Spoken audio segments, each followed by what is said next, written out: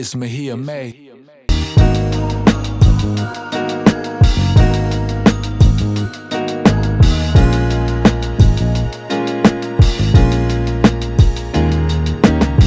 Yo, what's up, y'all? It's your boy Danny Mahia, aka Mahia Made.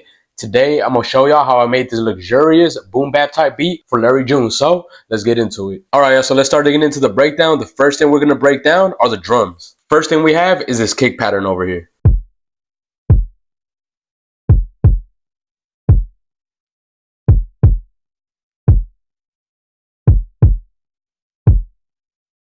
Next up, the snare.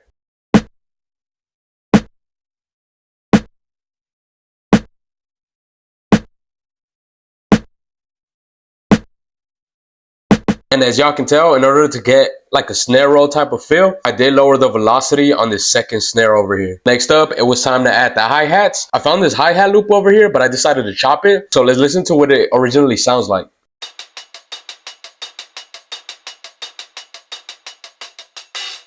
And then after I chopped it, it now sounds like this.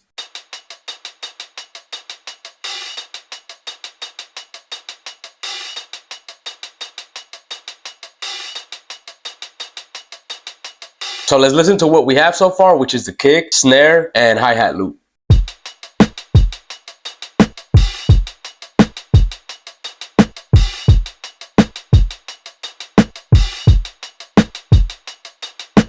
So I did want a live type of feel from this beat, so I went ahead and added these cymbals.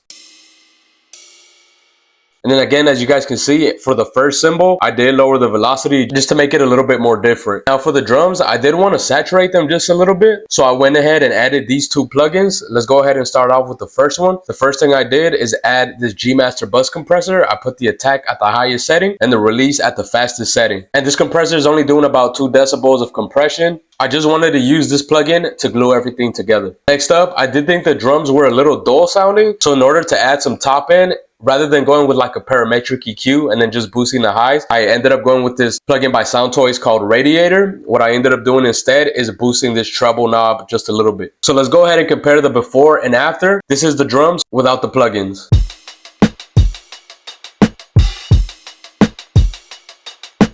And with the plugins turned on.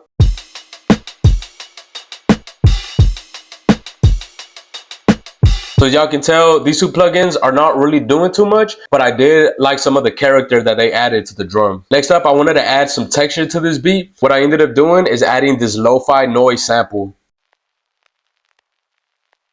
So as y'all can tell, it's super low in the mix. It's just really to give just a little bit more texture to the beat. And the only thing I did to this sound is reduce a lot of that low end all the way up to 401 hertz. And just like the other sounds, this lo-fi noise is also routed to the drum bus channel. Next up, for the foundation for the beat, I did find this piano sample from Splice and I ended up chopping it up. So let's listen to what it originally sounded like.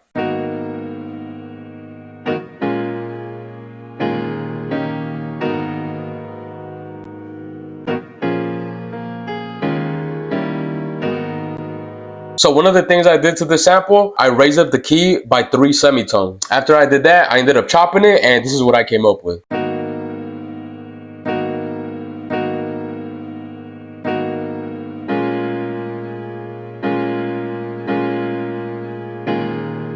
And throughout the beat, I did end up chopping it another way. It sounds like this.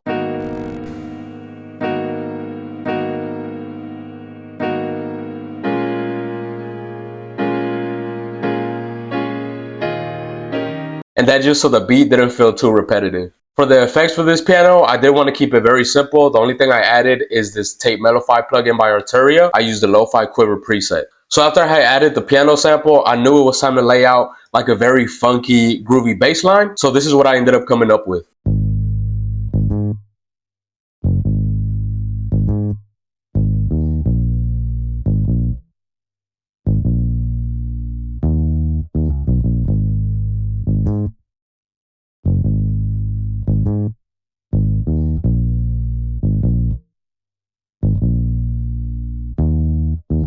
So for this bass, the plugin I used comes from Kontakt, is the Scarby MM Bass library with the Scarby MM Bass preset. For this bass, I did want to thick it up a lot just because I felt that's what the beat needed. Let's go ahead and start breaking down the plugins one by one. The first thing I added is the C6 compressor by Waves. I used the Bass B preset. Next up, I wanted to add some more low into the bass, so I went with this Radiator plugin by Soundtoys once again, but this time I boosted both the bass and the treble settings. Next up, in order to thicken the bass just a little bit more, I added this G Master bus compressor, and these are the settings for it. Next up, I wanted to add some distortion to this bass so it can really cut through the mix. I went with Decapitator by Soundtoys. What I did is boost up the drive up to 4. I lowered the low cut all the way. I moved the tone knob a little bit more toward the dark side, and then I put the high cut all the way up. So now let's go ahead and listen to what the piano and bass sound like together.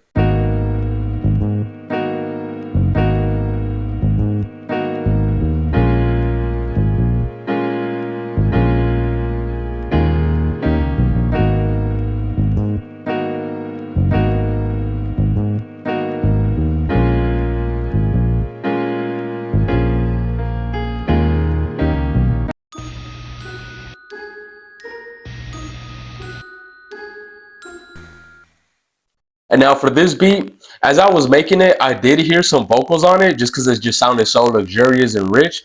I just didn't know how to approach it. I ended up going through Splice once again, and I found this sample and I chopped it up.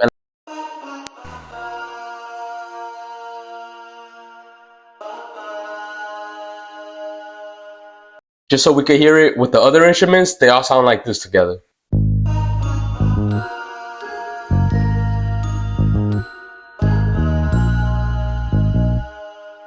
So that's pretty much it for these beat y'all. I'm gonna go ahead and play the beat in full just so we can hear everything in context.